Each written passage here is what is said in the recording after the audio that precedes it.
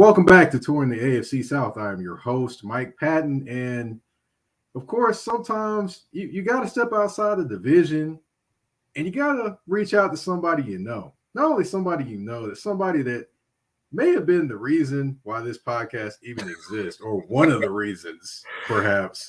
For those that don't know, the gentleman that actually is on with me for this episode was one of the people that encouraged me to do a podcast. The other person, hopefully he'll come on one day. But, one of the people that actually encouraged me to actually do a podcast, and definitely wanted to say, of course, thank you, one. And secondly, wanted to introduce everybody to Danny Thompson. What's going on, Danny?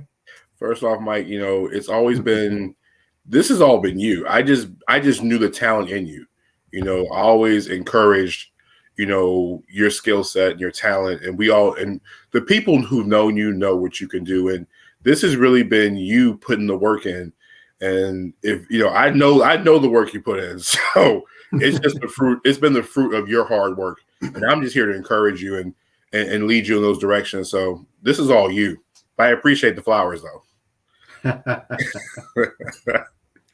Well, let's talk some AFC South, man. Let's talk some AFC South. Oh, we will in one moment. But, of course, the first thing we have to talk about is the Black Sports Business Symposium. Now, we are a month away from when it happened. But yes. I'm still thinking about it. I'm still riding high on it. And, the thoughts that I have on it, of course, are talking about, just the speakers, different speakers, the different events, people talking about Eric Thomas having them ready to run through a wall. What was your favorite part of the symposium?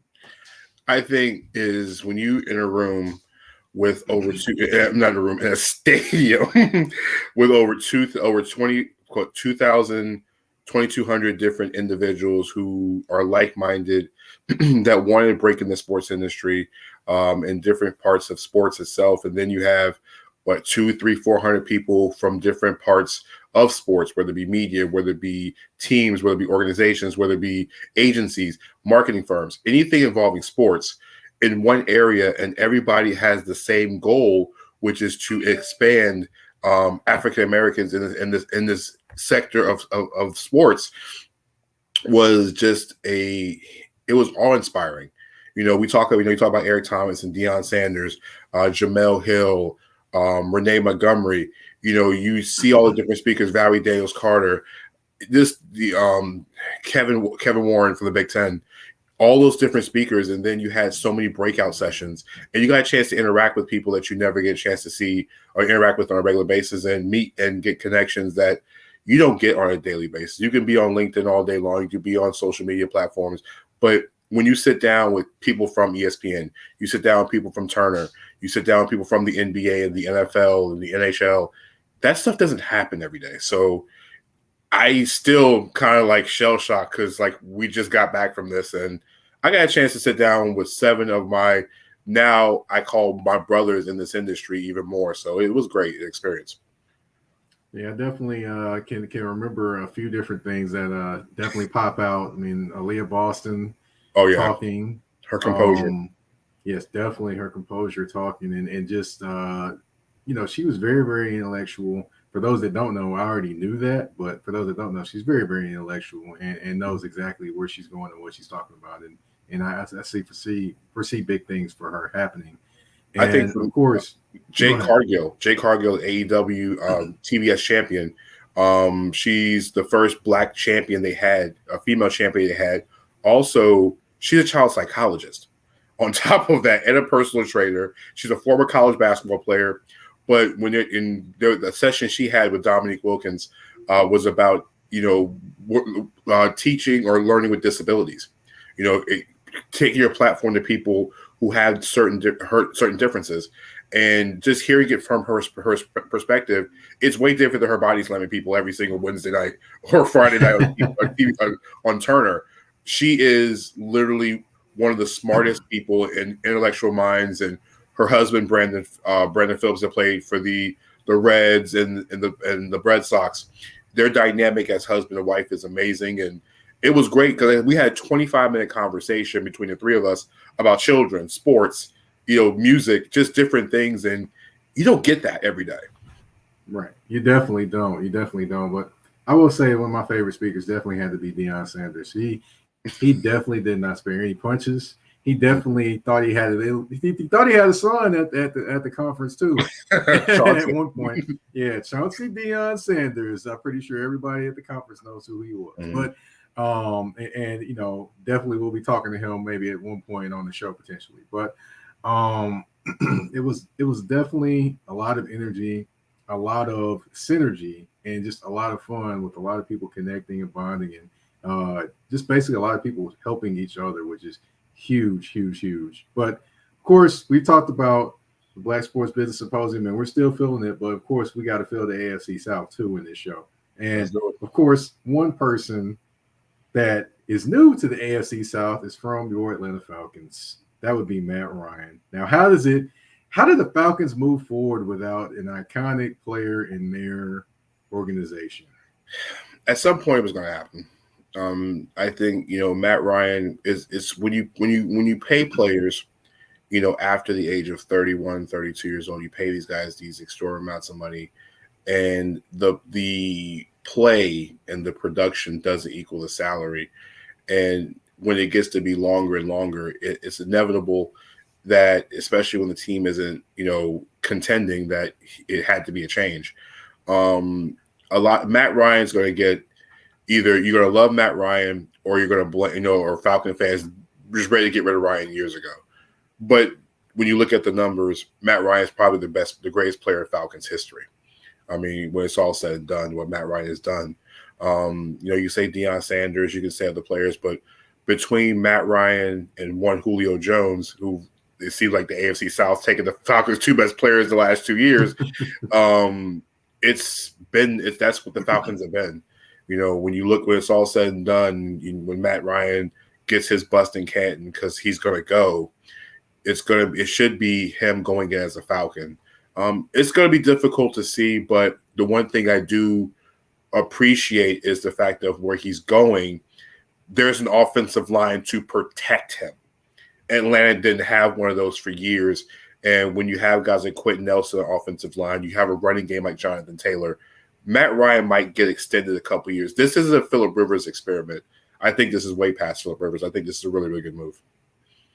Well, we should definitely see what happens behind that offensive line. Of course, not a ton to be, shall we say, elated about in Atlanta. But, of course, I have to ask, is there anything that you're looking forward to in regards to this season coming up? I think for me on the offensive side of the ball is the fact that Atlanta has a basketball team at wide receiver. They're in receiver and tight ends. There's nothing but tall guys everywhere. Drake London, Brian Edwards. We all know Kyle Pitts. Tate they got from, I think, the Bengals. They have height everywhere at wide receiver. And Marcus Mariota, who came from the Tennessee Titans, seems like it was an exchange here. Mariota is going to have in some cases, all you got to do is throw jump balls. These are young guys with good leaping ability. And I think that's one thing I'm excited for on the offensive side of the ball. And on defense, Atlanta has some moves, AJ Terrell's on one side, but Casey Hayward on the other side, they got in free agency. I think both those two guys were both in the top 5 last year in yards per separation, I think, from on corners. If Casey stays healthy with AJ Terrell, it will help the pass defense, because when you have two corners who can cover, that allows your pass rush, which Atlanta doesn't have much of one, to actually become much more of a pass rush. So, we don't have Atlanta doesn't have a very good front seven when it comes to rushing the passer, but if you have two good corners, you can somehow develop a pass rush because nobody's getting open. So those are two things I'm kind of excited to see where we're going to go in Atlanta, but there's still so many more pieces that's got to be added and moved before this is considered a championship level team. So. All right. So you got 1,000 pieces to put together, and we've got about 7 to start, basically. Well, I mean, it's a puzzle. We got the left-hand corner. We got the right-hand corner. We're just missing the entire centerpiece. We're all right so far. Gotcha. I had to throw a little jab in there, just a little bit. I mean, as long as they 28-3 jokes, we're all right. All right. Now, as far as the AFC South, we're going to get into that one. Of course, the first team we're going to talk about is the reigning champions of the division. That would be the Tennessee Titans. Now, they entered the playoffs, number one seed. Everyone thinking maybe they're going to make a run to the Super Bowl. You got Derrick Henry coming back off an injury. The defense is playing well, and then, boom, the thud turned around the world. You got 3 interceptions from Ryan Tannehill. You've got the Titans sacking Joe Burrow 9 times and still losing the game at home from the home crowd. The home crowd silent. Cincinnati Bengals fans elated all in the stadium. So, first question, you got Derrick Henry, and I've seen, for give you a little context, I've seen Derrick Henry. I went out to minicamp and actually saw him. He looks to be well, looks to be running well, and he looks to be focused and determined to have a great season to prove those that are around him or that are looking at him and having doubts that he is A-OK. Now, for you, with a foot injury for a running back, and of course he's getting closer to 30, do you have some concerns about him as a running back? I mean, to me, I think when you're great and people doubt you, the fuel kind of gets you going towards being even greater. But of course, there are some that think he could be headed towards the McCaffrey way or some of the other injuries way. Mm-hmm. What are your thinking on that, especially with a foot injury? Foot injuries are scary no matter what sport it is, especially in a sport where your feet is probably one of the most important things to have, especially as a running back, because there's the cutbacks, there's the acceleration, there's of course no breakaway from tackles. It allows you to have body movement and body placement. I will say this about Derrick Henry. If there's any guy in the league that can go through injuries, it's a guy who's built like a Mack truck. Derrick Henry is built different. It's like Adrian Peterson, for example. Adrian Peterson, all these injuries. And guess what? Adrian Peterson is still one of the biggest and strongest running backs you'll ever find anywhere. And he was built for tough, even though with the injuries. I can't call him an injury risk until he gets injured again. Now, the one thing that scares me is that the Titans lost their two backup running backs last season. They lost Foreman and they lost Evans in the offseason. So it's my bigger concern is with a 17-game season, it's the wear and tear on Derrick Henry. It's the wear and tear I worry about. I think he's fine, but I don't want, if I'm Tennessee, as much as it's going to pay me to say this, I don't want Derrick Henry at 370 carries this year. I need him more in December, January, and of course, hopefully you're playing in February, then I need him in September, October, because, listen, you need him in December in the playoffs. You need him healthy. And that wear and tear is going to be it's just the thing with Derrick Henry. So I think if anybody is for tough, he's going to survive through it. Well, speaking of for tough, definitely Julio Jones definitely was not for tough when he played for the Titans. Mm-hmm. As you saw, he could play sometimes, and then other times he would be sitting out injured. Now, of course, it is what it is. He's no longer here. He's a free agent. He may be looking to play again. He may not be looking to play again. But the wide receiver depth took a hit along with him being gone. Of course, you have A.J. Brown, who got traded. It seemed like out of the middle of nowhere for some. But, of course, when you get the context of it, you kind of figure out, hey, they weren't going to come to a deal at any time soon. So the Titans had to do what they had to do, drafted Treylon Burks out of Arkansas, and they picked up Robert Woods. Now, here's the issue. Nick Westbrook-Ikini is the most experienced wide receiver on the team. He's probably going to be a slot guy for them. Robert Woods coming back off an ACL injury. You've got Treylon Burks, who hasn't made it through a full practice yet because of a little bit of asthma, a little bit of heat things down here as well. Now, to me, that spells concern right there, and especially when you got a quarterback that's coming off a game that was probably one of his worst games as a Tennessee Titan. I mean, does that spell concern for you if you're a coach of this team? I mean, it is a concern, but you mentioned, that the season did not end the way it wanted to. But when you brought in the offseason, you mentioned Robert Woods. Robert Woods was having a really, really good season in LA with the Rams before he got hurt. and people wrote him off. You got to think they didn't even try to bring him back. They had Odell Beckham, and they brought him to Tennessee. And then another guy I'm not sure you even mentioned yet before, they brought in Austin Hooper, who really was disappointing in Cleveland after having some good years in Atlanta, being a Pro Bowler. I think those two guys are going to help key this offense. I know you mentioned Burks hasn't really been through practice. Hopefully that the time off between mini camp and training camp will allow him to get used to the Tennessee heat, which I think is different than Arkansas of all places. But I think you have two guys who are looking to prove themselves. And there's nothing better than a quarterback trying to prove himself, a receiver who deserves to be a number one option, who played like a number one. And then you had a tight end who was literally a top 5 tight end 3 or 4 years ago, all looking to prove something. So I think if they can get through injuries, the receiving corps to me is not as big of a question mark as it was before, because now everybody knew A.J. Brown was going to get the ball. Now in Tennessee, you don't know who's going to get the ball. And sometimes when you don't know what to game plan, it's actually more to your advantage than more of a disadvantage. Oh, good point. Good point. Definitely another guy I got to throw in there is Chig Okonkwo, the rookie out of Maryland.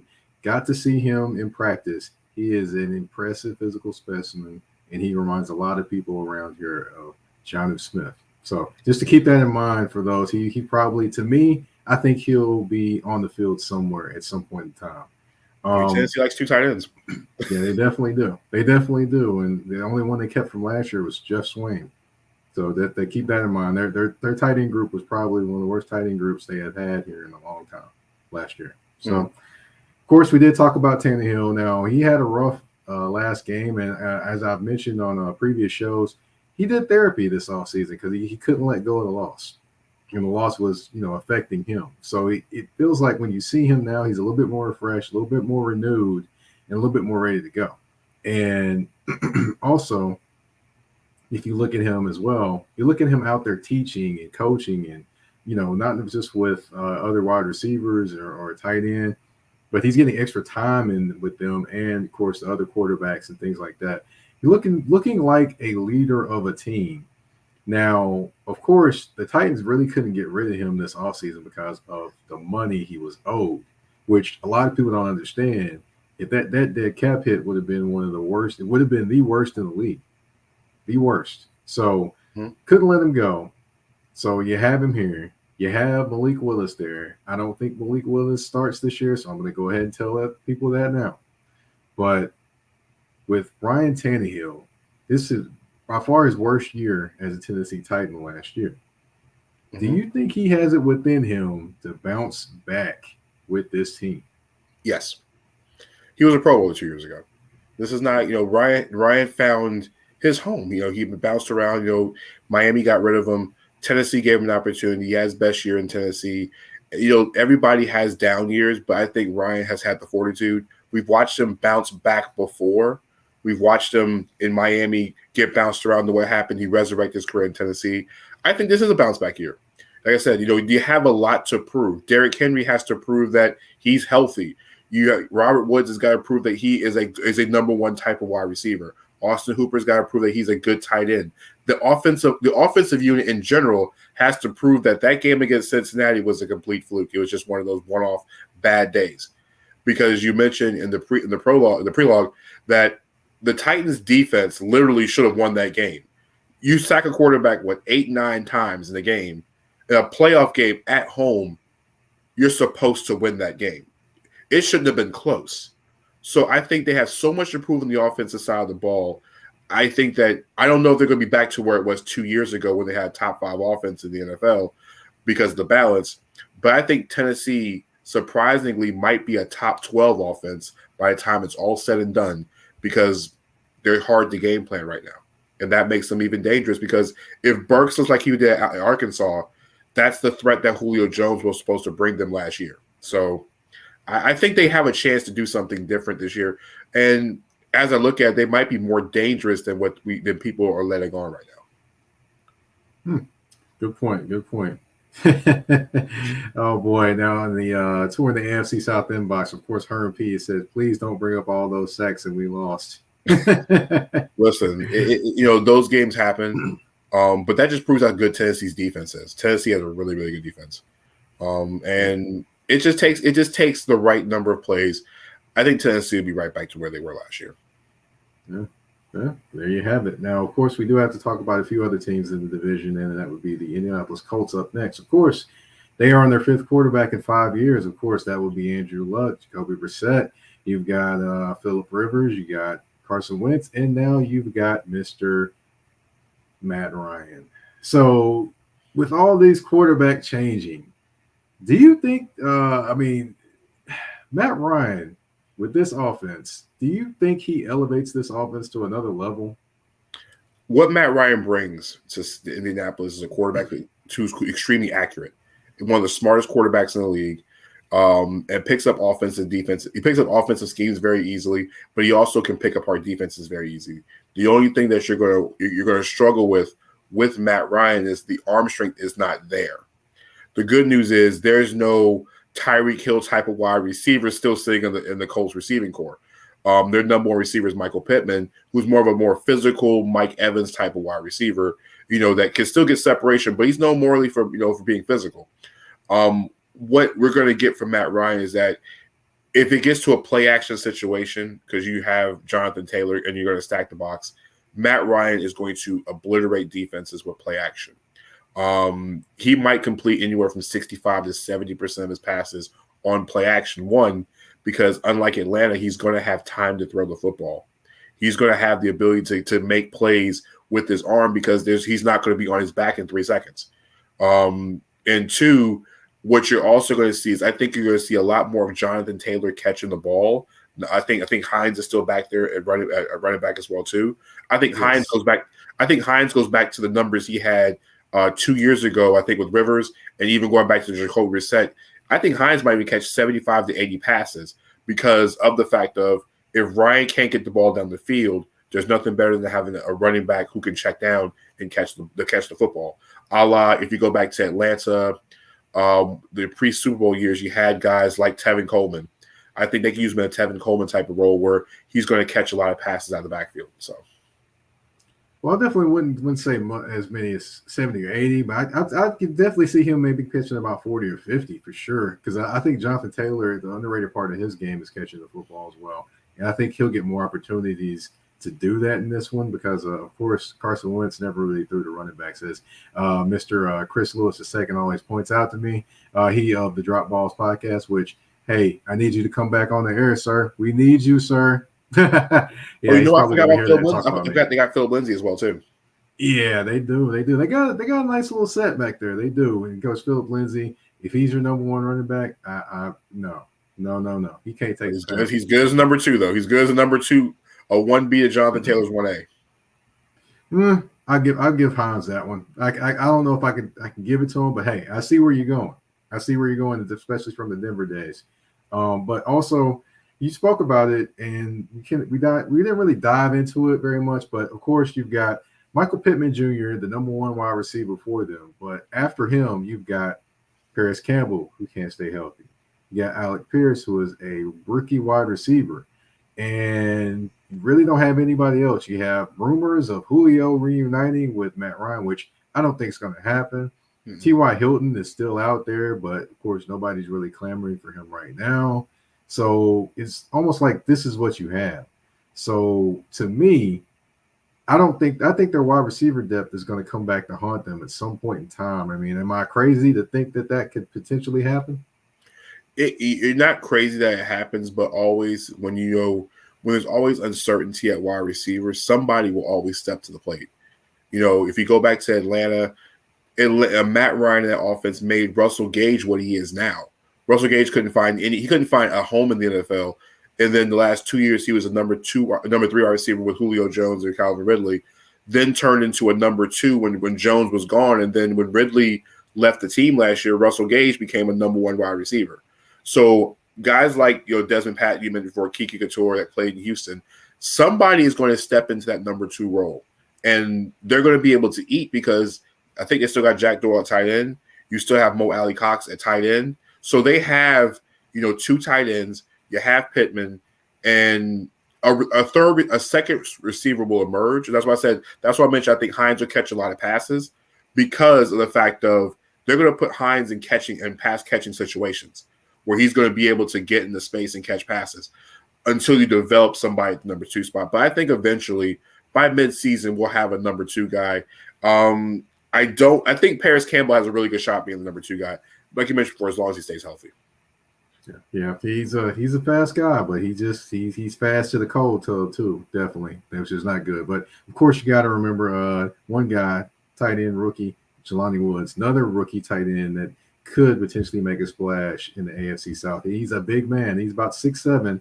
He is a former high school quarterback that switched to tight end while he was mimicking a tight end at Oklahoma State. That's how he became a tight end. They thought he was so good doing it, they switched him to it.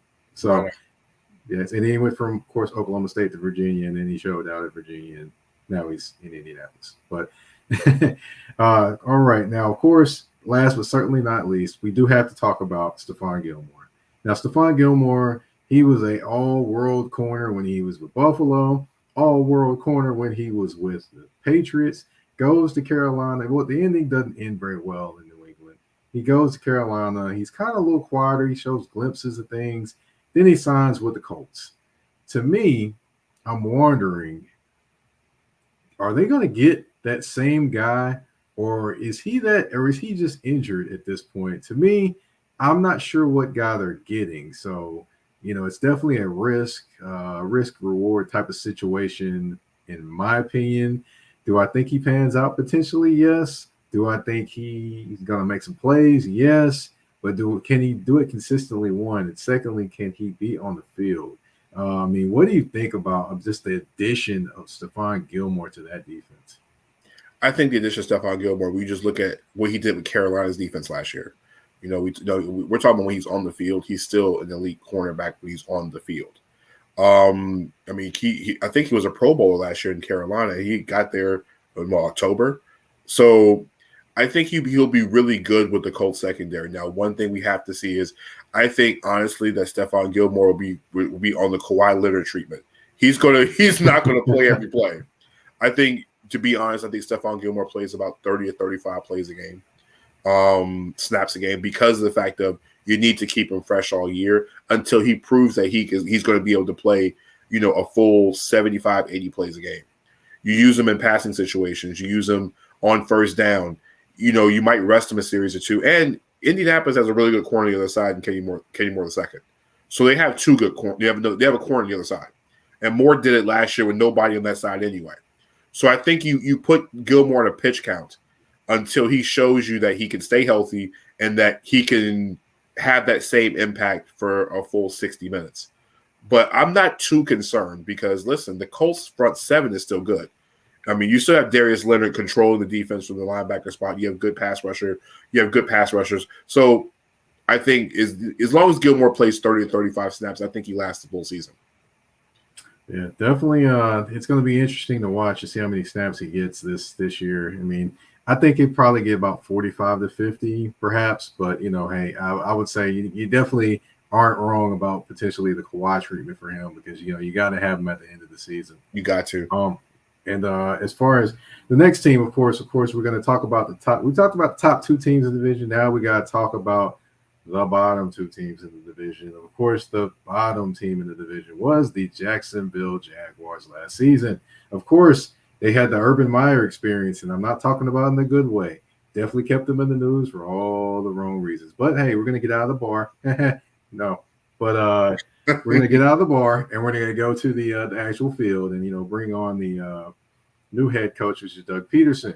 Now, Doug Peterson, when he was last seen, of course, he was getting fired by the Philadelphia Eagles, but also he brought them a Super Bowl championship. He brings a lot of credibility to the Jacksonville Jaguars. Of course, he's going to be there to work with Trevor Lawrence. Now, with him coming in there and the basically the companionship there or the coaching companionship, I'll use that one, coaching companionship that he had with Carson Wentz, making him an MVP type quarterback.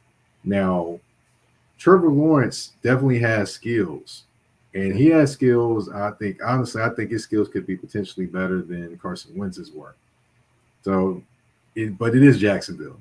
We can't forget that. So, do you think his skills can kind of get a little better under Carson Wentz, under Peterson in Jacksonville?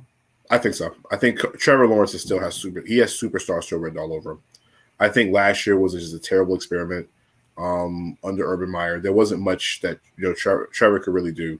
I think the season was snake bitten the second Travis Etienne got hurt, and it kind of the season torpedoed his way down offensively. You bring an offensive mind like Peterson, who, like you mentioned before, he's tutored quarterbacks plenty of time. He's done a masterful job with quarterbacks. I mean, you mentioned Carson Wentz, but remember, he got Nick Foles paid like twice.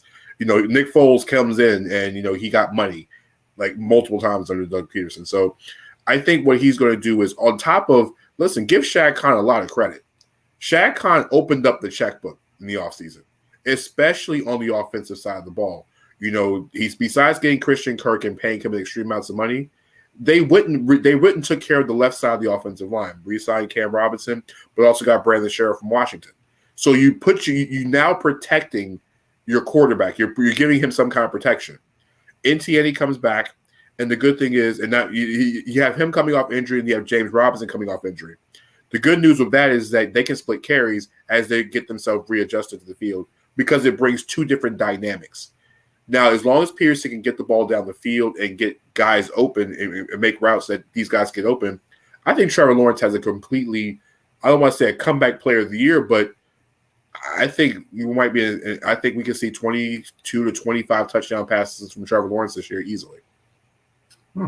Okay. All right. And then, of course, another guy that's going to be sprinting down the field for them is Zay Jones, who they got from the Las Vegas Raiders. Now, of course, you did mention the offensive line. Of course, Scherff, they did pay Cam Robinson, which honestly I was shocked they paid Cam Robinson, because they franchise tagged him a couple of times and decided, we're going to drop some money on you. But there was a lot of concerns about him as well. And, of course, to me, that offensive line, even though they did try to make some strides there, they did draft a center as well that I think will probably start as a rookie. But do you believe that offensive line can make that type of leap to where they can be better than, average to maybe slightly above average?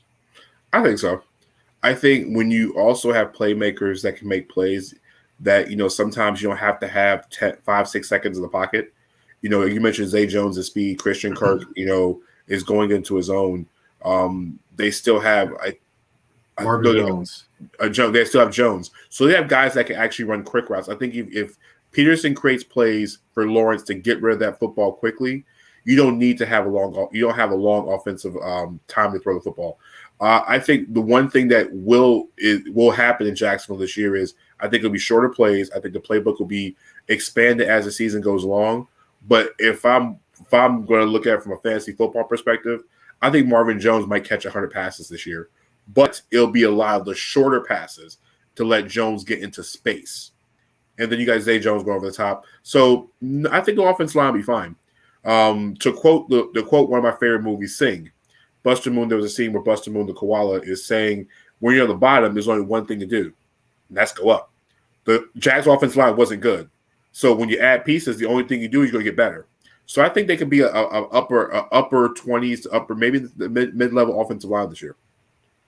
We shall definitely see. Now, of course, Mr. Scott Wallace, Mr. HBCU, who is the SID over at Fisk University, has stepped into the Tour in the AFC South inbox. Of course, he said Mr. Etienne is going to be a problem for the Jags, and then, of course, Chenault, too, which is the other wide receiver that nobody thought about or talked about. But, honestly, I kind of think that Chenault could potentially be a trade target at midway through the season. That's just my thinking.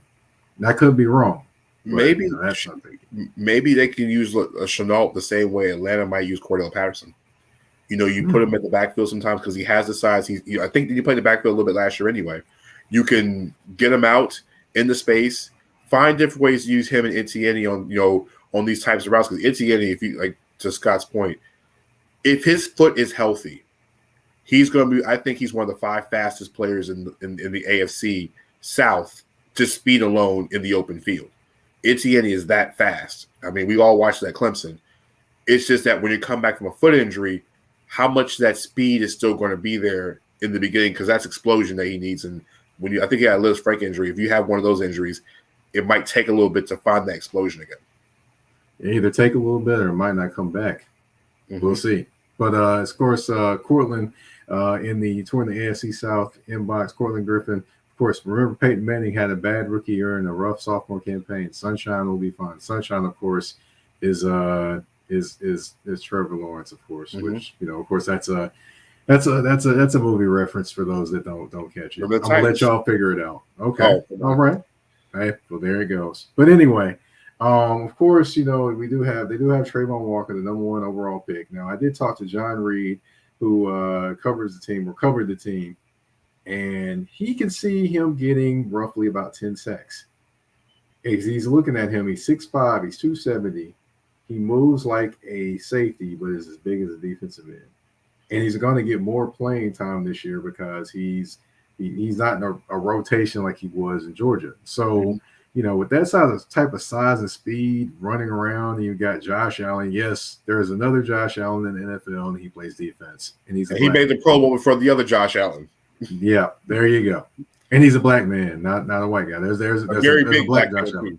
Yes. There you go. Thank you. Very so so with those two on the tandem there, I mean, do you think potentially Jacksonville has found their 1-2 punch that they've been missing for quite some time?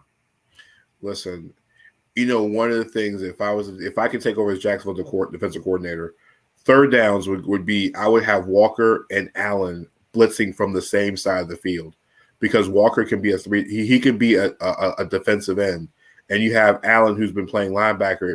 You have both those guys rushing the pass from the left side. That means whoever's coming from the right side or coming as a linebacker blitz is going to have a free way, because there's no way you're going to be able to single team Josh Allen or deal with a running back or chip, and the same thing with Trevor Walker. So, yeah, I think they have a very good start at 1-2. And I think Foy Okoye from the Falcons at linebacker is going to help as well, too, especially with his ability to cover the pass. So I think you might have, Mike, I'm going to say bold prediction, barring injury, I think both guys get double-digit sacks this year. Okay. Now, Jacksonville might be back this year. Now, the question is, can they actually win some games and beat Jacksonville? That's a whole nother discussion for another day. But, of course, we do have to talk last but certainly not least, the Houston Texans. Now, of course, we've got Lovie Smith taking over the team, even though I just the way David Culley was done down there just is so frustrating it's frustrating to think about. It just is. But on the positive note, it went from one black head coach to another one. So at least we have, at least it wasn't Cliff Kingsbury. So at least we don't have that situation. Oh boy. I still can't believe that guy got an extension, but that's just me. But of course, looking at the Houston Texans, do they even, I'm just trying to think in my mind, is enough there for them to win 5 games this year, in your opinion? They've got Davis Mills, who's a second-year quarterback who is apparently walking around with a little bit more swag around the team because he knows he's the number 1 quarterback. They got former Indianapolis Colts running back Marlon Mack. They got Brandon Cooks, who I will say again is the best wide receiver in the AFC South right now. I'm going to say it again and again, and people will continue to tell me I'm crazy, but he's the best wide receiver in the AFC South. You've got defensively, you've got Derek Stingley Jr. You lost Jordan Reed to the Chiefs. You don't really have a ton of name brand guys, but Lovie Smith, he definitely makes his team fight, and he instills that fight in his teams. Do you think he instills enough fight in this team as they're constructed to win 5 games this year? So you're asking me, are they 1 win better than last year is what you're asking me? Yes. I don't think so. I think Jacksonville's better. So the window of opportunity, because last year it was 2 really, really good teams. So you had the elite team in Tennessee. Indianapolis was right there. If it wouldn't have been for Carson Wentz's horrible last game of the season, you would have had 2 10+ win teams in the playoffs. And then Jacksonville and Houston were just completely like dumpster fire juice. I think Jacksonville is better than what they were last year. So I think the likelihood of Houston hitting 5 wins, I don't see it. I really think they might take a step back. I think they might go 3-14. But I think there won't be as many blowouts. I think Houston's much more competitive. They might not win as many games, but they'll be much more competitive. Until you can get a situation at quarterback that's going to be really relevant. Davis Mills could walk in with as much swag as you want to. So did Johnny Manziel. We saw how this turned out. I'm not saying that he's Johnny Manziel, but we talk about the swagger situation. Davis Mills doesn't really have much of the offensive line. The running game is probably arguably the worst in the NFL. Just the group of running backs in that room is probably one of the worst. And you mentioned Brandon Cooks is the best receiver in the division. Here's the problem. Brandon Cooks has got to stay on the field. You talk about injury prone. Brandon Cooks gets beat up a lot. So, and Davis Miller has to give him the football. So you can't be the best receiver in the division if you can't get the football. So now one thing is I love the Jerry Hughes signing on defense. You mentioned Stingley on defense. Desmond King they brought back. This team's a 3-win team. They should have went quarterback. They should have found some kind of way to get a fresh start at quarterback. But the good news for Texans fans is there's plenty of quarterbacks in the 2023 draft class. They're just going to round this one out. I think 3-14 might be even the ceiling of this team, to be honest with you. Well, they believe in Davis Mills for the word around town, but we'll see how that turns out for them. Now, I believe I can win Mega Millions every time I play it too. So we have that in common. Now, definitely got to go back to the tour in the AFC South inbox. I got TJ Beatty, my boy. The Texans might as well hire Jim Marshall from UT Martin. Oh boy. Oh my goodness. TJ, good one, man. Beatty, man, that was a good one. Now, of course, we did kind of go through their team, and I don't want to spend too much time more talking on the Texans. It's going to be an interesting season for them. Of course, they're still trying to figure out who runs the football. Marlon Mack is coming back from an injury himself, trying to run the football for them, and of course, David Johnson, I don't think is there. Here today, gone tomorrow. So it's a lot going on, a lot to figure out in Houston, and we're going to leave it at that. Now, they'll be calling Arian Foster by the end of September. Oh man, they may be calling his son. But let's see. As far as everything else, let's see. We went through it all of the AFC South. Kind of gave you a few things to look forward to or look to with these teams going into the season and starting the camps as well. But of course, it wouldn't be a show without playing a game. Of course, I got 5 questions for you. I got 2 answers on each one. You got to pick one. Are you ready? All right, let's go. All right. Panthers or Saints? Death.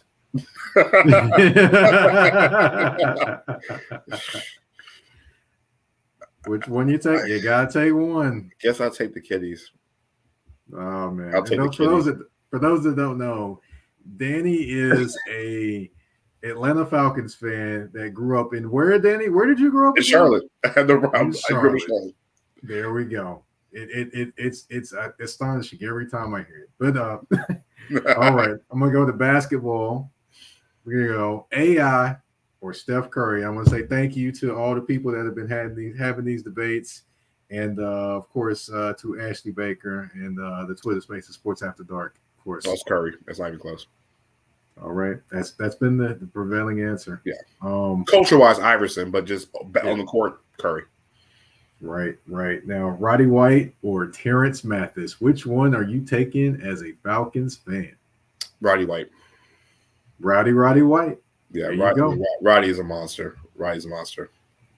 All right. Now we got the debate or the talk that everyone wants to say and wants to talk about. The running back position. Well, everyone talks about other divisions, all those different things, whatever.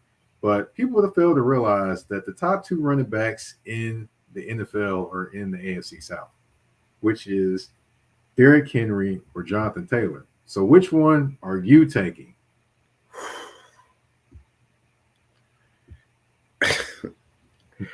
Man, if Derrick Henry saw me in the face, he'd probably run me over. But I'm taking Jonathan Taylor. Until I can see that foot from Derrick Henry, until I can see Derrick Henry's foot and how he's performing, I'm taking the guy who's healthier. So I'm taking Jonathan Taylor. I'm gonna tell Derrick too. No, I'm kidding, man. I'm kidding. Listen. Next time you talk to him, ask him how his FIFA game is. Because last time he still never picked up those sticks, and we never got a chance to play FIFA. So tell me you better work on his FIFA game more than his footwork. All right, the last one, of course, we've got Falcons greats at quarterback, Michael Vick or Matt Ryan. Why are you doing this? Like, we're talking about the guy who literally put the Falcons back on the map, and the guy who is literally the greatest quarterback in Falcon history. Excitement or longevity is what you're asking me here. Hey, you want to live in the fast lane or you want to ride in the Grand Marquis? Which one do you want to do? And Michael Vick was different. He was a human cheat code. Ryan's my favorite. Ryan's the best player, but Vick is my favorite. Vick is one of my favorites, so I'm gonna take Vick. And besides, I live in Newport News now, so if I said anything otherwise, the Vick family might find me up here or something. I don't know. It's funny. Michael Vick's high school is down the street, where him and his brother went to school is down the street. So, wow, right, there we go. And that is the end of the game for this episode, and that is the end of this episode. Now, Danny, thank you for stepping on in the show tonight and talking about this AFC South, kind of getting folks a little prepared, giving them a little bit of the storylines headed into this season that starts next week with training camp. Now, Danny, can you let the good people know where they can find you on social media and on the airwaves, folks? Yes, Danny is on the airwaves. Can you please let them know? Well, follow me on Twitter at Danny, which you see on the screen, DANNY, number 3 times on Twitter. That's my handle on Twitter. My written works at 3pointconversion.com. But my radio show is Sports Insight 757, Saturday mornings from 9 to 11 a.m. Eastern Time on Sports Radio 850, 96.5 FM in the Norfolk 757, Hampton Roads area, Virginia. If you want to watch it, see my beautiful face on television, on your streaming apps, please go to Sports Insight 757 page or go to Sports Radio 96.5. You'll see the live stream every Saturday. Or if you want to listen to it on your mobile device, go to the Apple Play Store or the Google Play Store, Apple iTunes Store and the Google Play Store, and download the Sports Radio 850 app. Just type in Sports Radio 850. You'll see 850 moniker on there.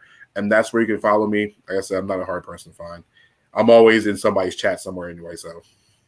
All right. Well, there you have it. And there you have this episode. Thank you all for tuning in to Touring the AFC South with your host, Mike Patton. We're out.